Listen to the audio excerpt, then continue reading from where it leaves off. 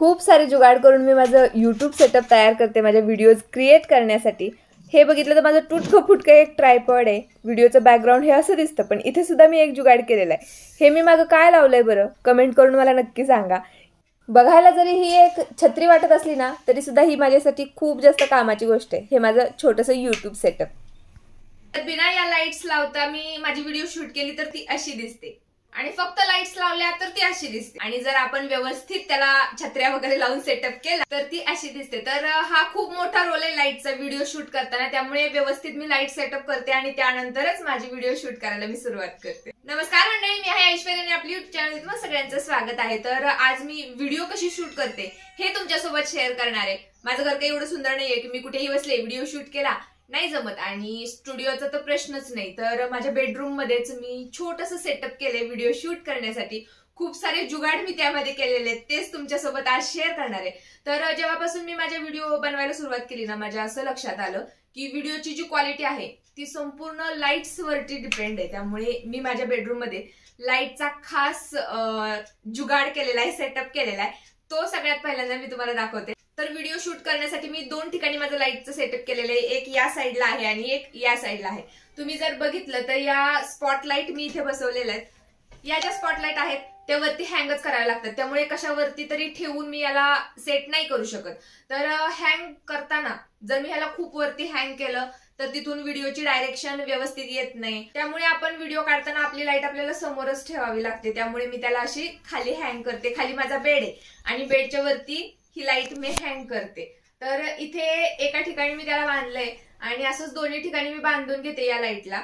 जेव्हा ही माझी video shoot करून होईल ही लाईट मी काढून कबर्ड वरती ठेवून देते, आणि जेव्हा मला व्हिडिओ शूट करायचे त्यावेळेस मी पुन्हा याला असं सेट करते। बरं, लाईट आपण छान छान बसवले, इथे मी स्पॉटलाईट बसवल्यात, पण डायरेक्ट जर त्याचा फोकस आपल्या चेहऱ्यावरती आला तरी आपली एकदम हार्श लाईट दिसते आणि ती व्हिडिओमध्ये नाही बरोबर दिसत। आपला फेस एकदम असा चमकतो किंवा खूप जास्त शॅडोज दिसतात। त्यामुळे ही लाईट सॉफ्ट करण्यासाठी आपल्याकडे हे असं काहीतरी असावं लागतं, ज्याला लाईट सॉफ्टनर म्हणतात। थोडक्यात एक छत्री आहे, पांढऱ्या कलरची छत्री आहे ही, आणि ती मी यावरती लावून टाकते।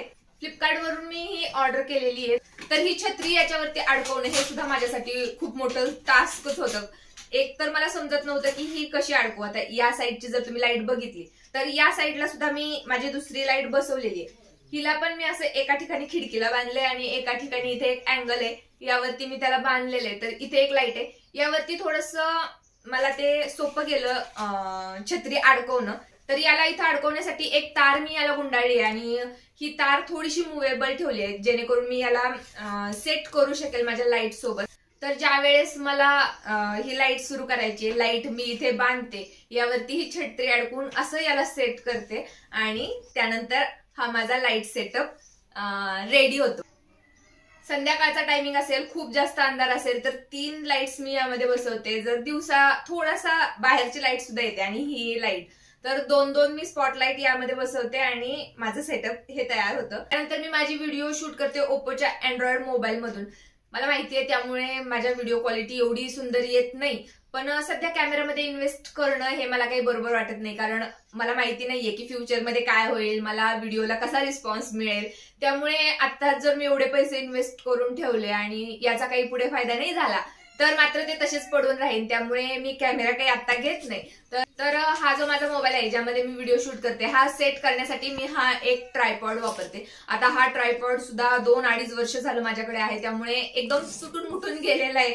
वरती तर मी त्याला दोरे रबर वगैरे गुंडाळून कसा बसा याच्यामध्ये जीव दिलेला आहे, पाय सुद्धा याचे खराब झालेत।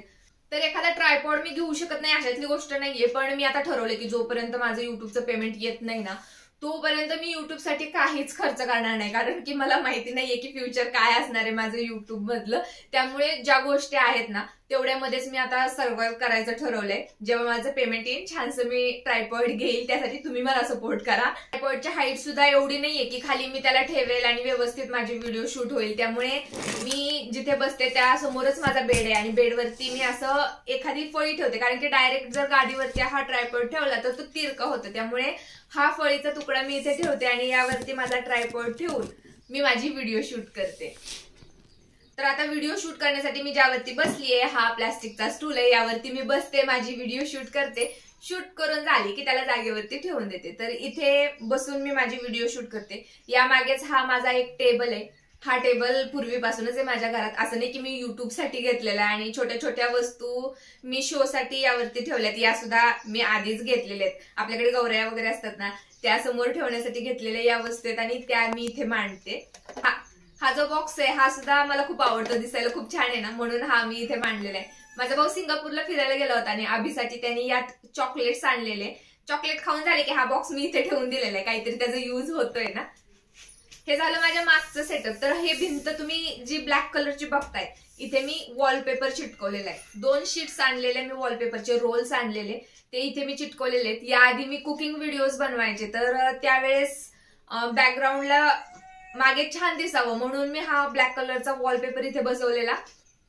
कुकिंग व्हिडिओ करायचा मी बंद केला आणि त्यावेळेस हा टेबल मी इथे ठेवून टाकला आणि इथे समोर बसले की हा माझा दुसरा युट्यूब सेटअप तयार झाला. या साईडला आहे माझं कबर्ड. तर या कबर्ड आणि या टेबलच्या मध्ये थोडासा पिंक कलरचा असा पट्टा आहे आणि इथे थोडीशी रिकामी जागा मला वाटत होती, त्यामुळे हे एक शोपीस मी इथे अडकवले. हे जर तुम्ही बघितलं खाली तर हे स्वस्तिक आहे ना, मी मिशोवरून ऑर्डर केलं होतं. मिशोवरती 9 रुपयाचा सेल लागायचा बघा. त्या सेलमध्ये मी असंच ट्राय केलं की बघू येतंय का, तर खरंच हे आलं आणि हे खूप छान सुद्धा आहे. याला मी अशी एक मोत्याची माळ बांधली आणि इथं अडकवून टाकली. तर एक मस्त माझे हे शोपीस इथे तयार झाले. आणि हो, ऑडिओ रेकॉर्डिंग साठी मी हा बोयाचा माईक वापरते. सगळ्यात स्वस्त हाच माईक होता आणि बऱ्याच युट्यूबर्सचे मी रिव्ह्यू याच्याबद्दल ऐकलेले, छान छान रिव्ह्यू होते म्हणून मी हा ऑर्डर केला आणि खरंच हा माईक सुद्धा छान आहे. हे झालं माझं व्हिडिओ सेटअप. तर मी lifestyle, makeup, shopping, DIY remedies वरती व्हिडिओ घेऊन येत असते. तर हेच टॉपिक का, तर मी एक मेकअप आर्टिस्ट आहे. छान छान नामांकित लोकांकडून मी माझे कोर्सेस कम्प्लीट केलेले आहेत. जर तुम्हाला पारुल गर्ग मॅम माहिती असतील, त्यांकडून मी माझा मेकअप कोर्स कम्प्लीट केलेला आहे. आणि सॅम अँड जेस अकॅडमी जर तुम्हाला माहिती असेल, तिथून मी हेअर कोर्स कम्प्लीट केलेला आहे. तर हे कोर्सेस मी केले आणि त्यानंतरच मी माझं बाळ कन्सिव्ह केलं. त्यामुळे यामध्ये मी माझं करिअर नाही बनवू शकले, पण हे जे सगळं साठलेलं माझ्या डोक्यामध्ये नॉलेज आहे ते मला तुमच्यासोबत शेअर करायचं होतं आणि त्याला एकच माध्यम आहे, युट्यूब.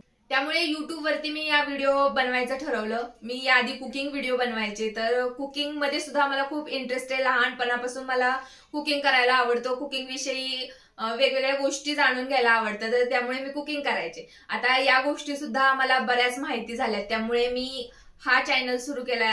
ऑलराऊंडर आई असं आपल्या चॅनलचं नाव आहे. त्यामुळे सगळ्याच वेगवेगळ्या प्रकारचे व्हिडिओज मी या चॅनलवरती अपलोड करणार आहे. त्यामुळे सगळ्या टॉपिक्स मध्ये तुम्ही इंटरेस्टेड असाल, नक्की आपल्या चॅनलला सबस्क्राईब करा. माझा हा छोटासा सेटअप तुम्हाला आवडला असेल तर व्हिडिओला लाईक करायला विसरू नका. चला तर मग पुन्हा भेटूया एक नवीन अशा छानशा टॉपिक मध्ये. तोपर्यंत tata, bye bye, love you.